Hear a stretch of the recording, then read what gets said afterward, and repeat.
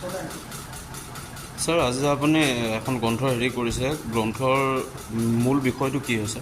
মূল বিষয় হৈছে গ্ৰন্থখনৰ নাম হৈছে বিবিধ চন্দ্ৰময় অসমৰ অসমীয়া সাহিত্য পদায়ন সংস্কৃতি। মানে এইখন মই হিন্দীত লিখিছোঁ।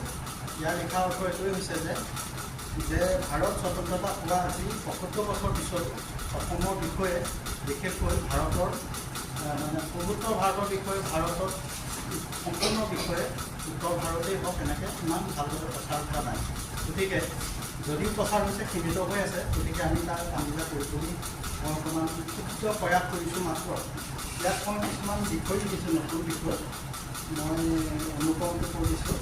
যে ইয়াৰ সূচীপত্ৰটো এনেদৰে আছে যে সুধাকান্ত ডক্টৰ ভূপেন হাজৰিকা, অসমীয়া জাতিকে অলিখিত দস্তাবেজ, মছমল্লা জুবিনদাৰ, কোচ জাতি অসম উত্তৰ কি এক মহাতম জনজাতি, পবিত্ৰ ভাৰতীয় সংস্কৃতি में मिसिंग जनजाति, डॉक्टर प्रवीण कुश से पंकज मिश्र, अटल द्वारा किया गया साक्षात्कार, कुबेरनाथ राय के निबंध में पूर्वोत्तर भारत के संदर्भ समालोचनात्मक अध्ययन, नेक्स्ट कुबेरनाथ राय के निबंध में पूर्वोत्तर भारत केवल असम।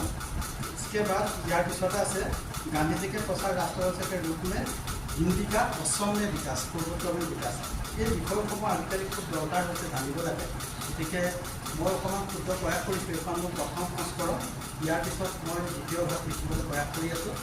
এইটোৱে মোৰ উদ্দেশ্য আছে যে আমি অসমৰ যিখিনি সংস্কৃতি কলা বা যিবিলাক মহান ব্যক্তি আছে, এই ব্যক্তিবিলাকক আমি